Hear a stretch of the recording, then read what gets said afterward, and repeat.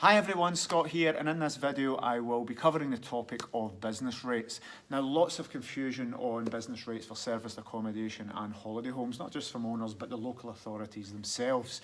So I've done the research. I want to quote off the government websites to give you the exact information.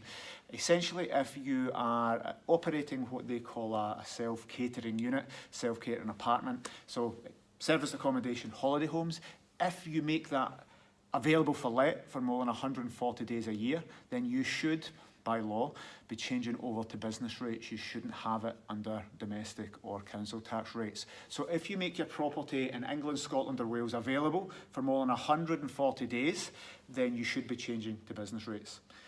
In Wales is slightly tighter. You've not only to make it available for 140 days, it has to actually be let for 70 days. So you might need to have some proof there at some point. But essentially, make your property available for 140 days, and that classifies you to change over to business rates.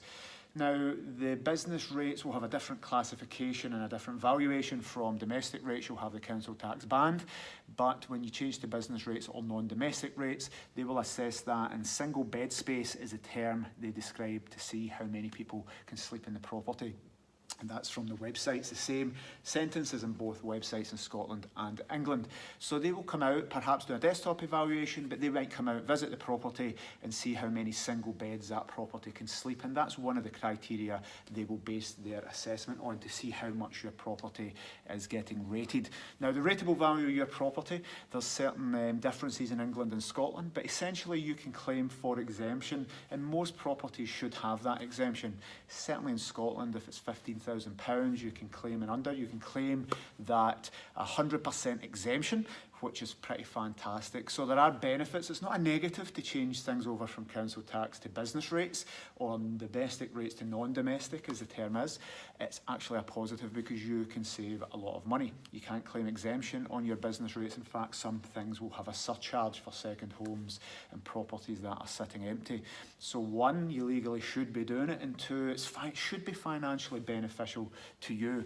And again, you want to keep your properties 100% legal, and if by keeping them legal you guys can save money, then this is a fantastic thing to do. Now, by changing it to from council tax to business rates, you can also do very smart things, so you proof that you can actually claim capital allowances. Capital allowances you can't claim on your own home or buy-to-lets, but you certainly can in serviced accommodation units. So this is a key part of that process as well.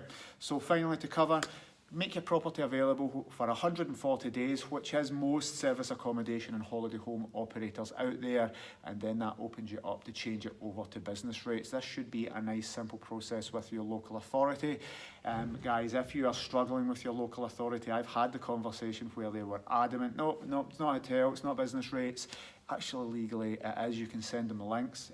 Comment, send me an email at scott@pillowpartners.co.uk, and I'll send you the links over to the government websites. I've sent this link to the page over to the own Scottish website, to the Scottish local authority, and actually educated the department there on how this works. So don't take the first thing the local authority business rates department tell you.